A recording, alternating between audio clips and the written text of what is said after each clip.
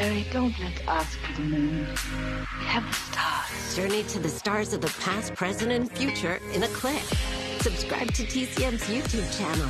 Explore exclusive original content and podcasts. Like, share, and engage with fellow movie lovers. Discover rare interviews and unique moments from special events and festivals. The vast universe of TCM is at your fingertips. Subscribe today at youtube.com/Turner Classic Movies.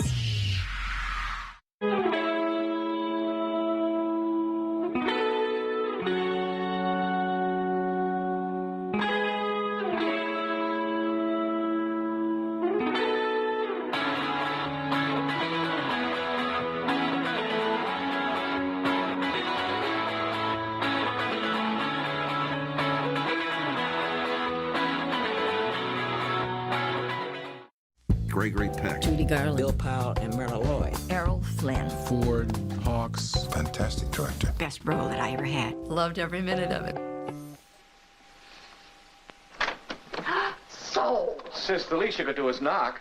looks like I can't trust you alone for a minute. Hello, sister. Jack had something in his eye, and I was just trying to get it out. Must have been trying to take it out with your teeth. He's got lipstick all over his mouth. Margaret Hamilton, an actress, but to me, she was Mom. She was the fourth child of a prominent middle-class family in Cleveland, Ohio. Her father was a prominent lawyer. Her grandfather was a well-known judge. Your hands tell that you're a lady of culture. Young ladies in Cleveland in the 1910s did not go on the stage. And when she announced that she was going on the stage, her mother said, well, that's very nice, dear, but first you will go off and learn a trade. So she went off to Wheelock Kindergarten School and got a degree and actually was teaching kindergarten as her means of living when she got her big break to go on the stage. Jenny, I was an actress myself once. Really? Really? She always loved children and was always concerned about how they looked at the film and whether it was make-believe or real. And as you know, she was the witch in The Wizard of Oz. And there'd be times when people would come up to see her and wanted them to meet their children. And of course, the children were cowering behind Mom's skirts or Dad's pants, and she would say, now, this is a nice lady, that's make-believe. And that always concerned her throughout her career. When you were in that theater, totally blacked out, it was a pretty scary film. But when you could sit in your parents' lap at home when maybe the light was on and there were commercial breaks to break the tension, that's when children really took to this thing because they felt safe with the movie. And that's when people started to come up, you know, in a restaurant or on the street to talk to her. And then I said, gee, I guess my mother is famous. I'm here.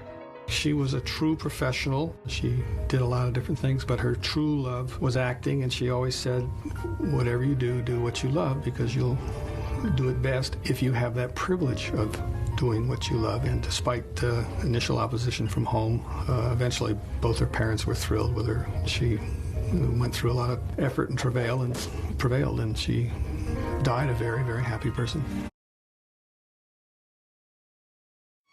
There's not a thing I wouldn't or that I couldn't do. Believe me, looks are everything. I've been waiting my whole life. Someone love and treat me right. What I gotta do for someone like you. I look without fear ahead.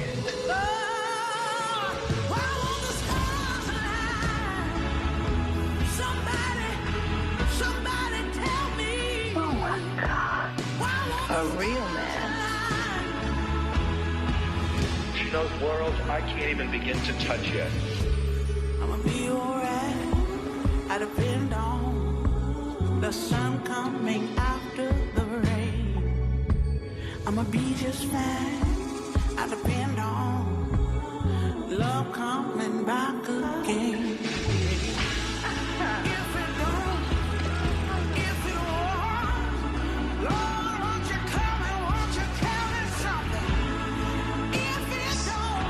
I want you to look on me like I was, well, God.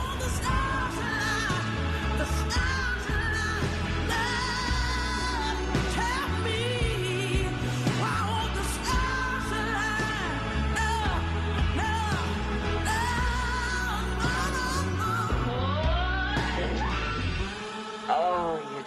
what you've done to me.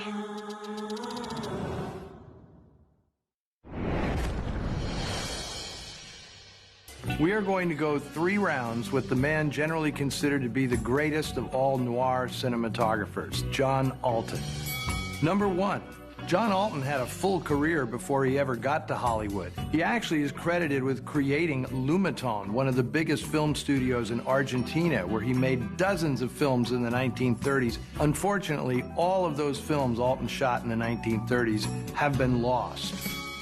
Number 2.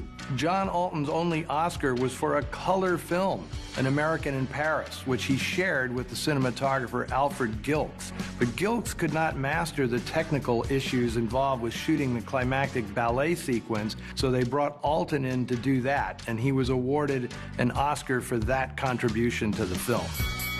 Number 3. John Alton sadly ended his life like noir film. He died virtually destitute, and his caretaker stole all of his money. And it was really a very noirish, tragic end for a guy who is virtually synonymous with film noir.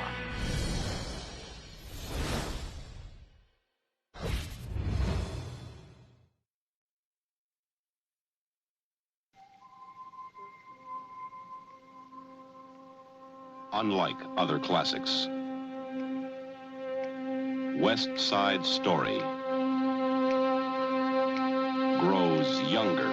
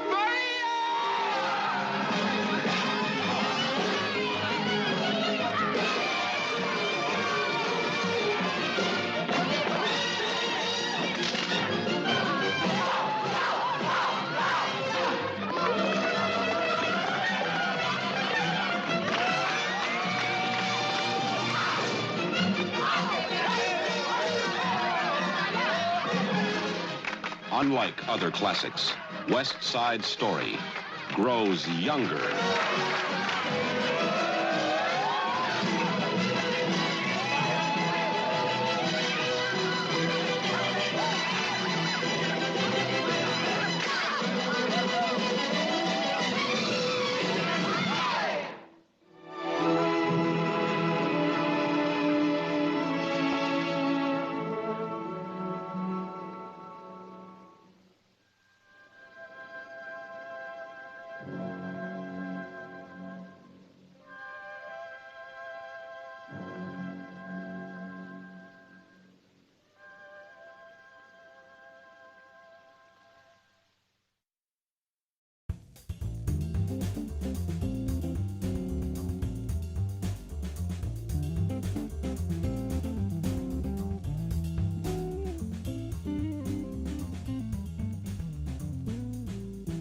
And if Lana Turner doesn't set your brain a whirl, then you don't love a lovely girl.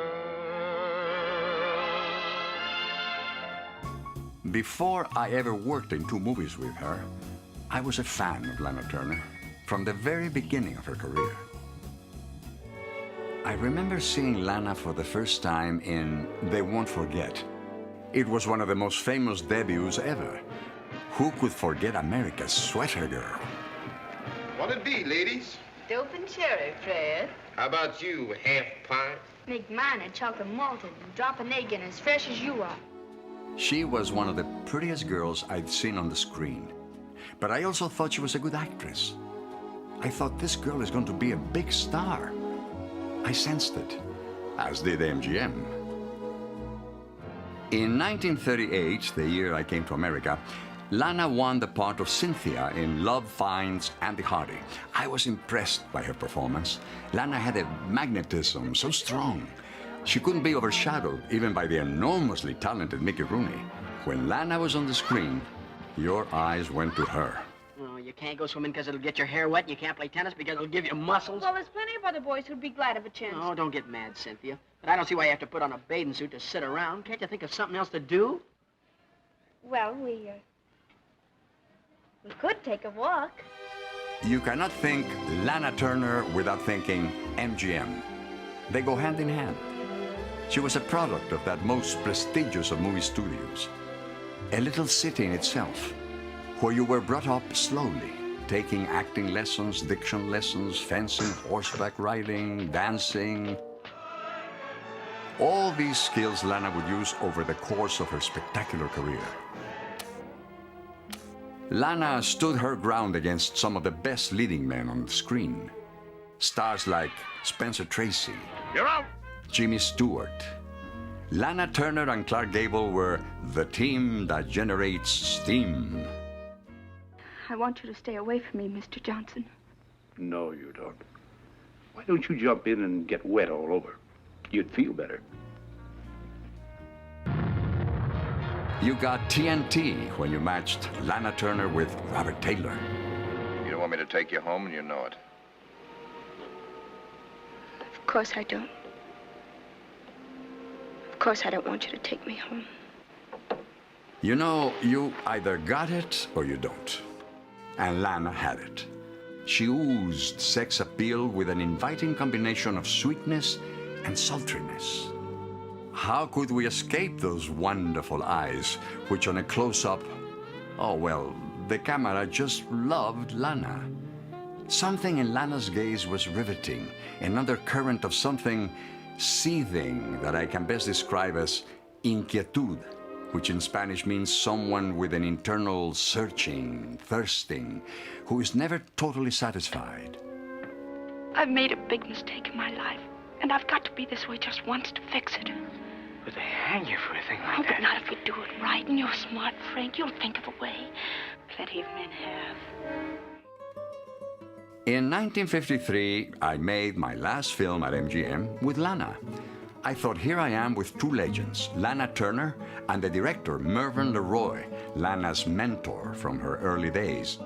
What a wonderful break to perform with this actress whom I had admired all those years from afar.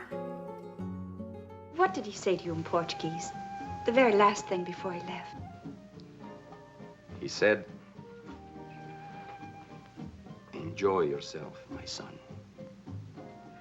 And you always do exactly what he says? But I must. He's my grandfather. It's a tradition with us. Oh, with us too. But of course he isn't my grandfather. Working with Lana was pure pleasure. Not only was she always cheerful and thoroughly professional, Lana was honest in her acting and a wonderful listener. She had respect for her fellow actors and never tried to steal the scene. I'm not going to see you anymore.